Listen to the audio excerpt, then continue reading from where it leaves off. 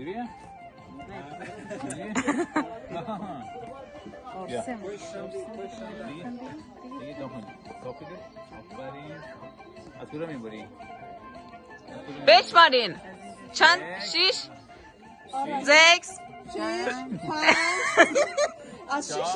3 2 1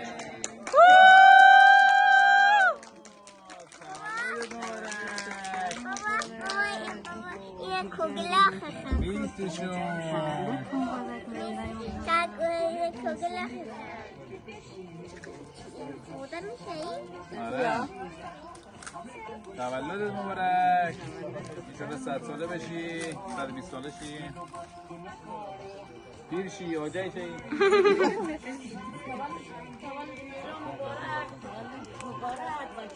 سلامت بشی آجا جان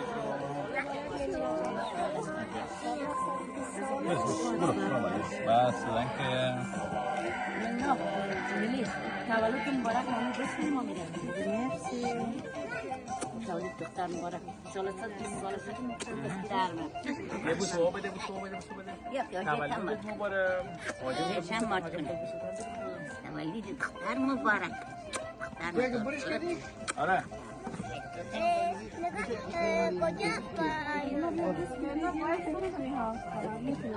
آره فوت نکرده فوت کن منا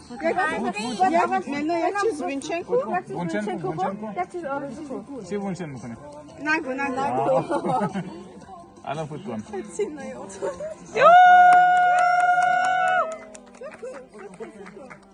فوت کن آفرین دست بزن ببخشید من یه چیز منا نخرده نه دست نکن ممنون که اومدین اما خیلی نباید دست نکنم بعد بیدیم کم سر برم نادشم دیگه چیز نورده دختر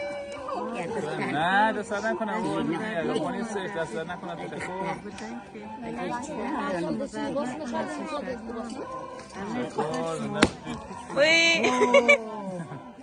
اینی هم از طرف دختر از من اوه دست نکن نوی گفت کجا شد بیا بیبی بیا فرشته بود اسمش کسی شنیدن؟ یا بیشه برای همه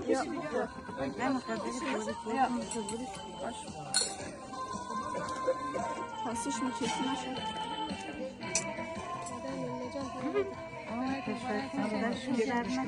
مالکا بیا ایناش اینجوریه خیلی زحمت کشتیم دستشون زحمت کنم همه خودان شما اومدن همه چیز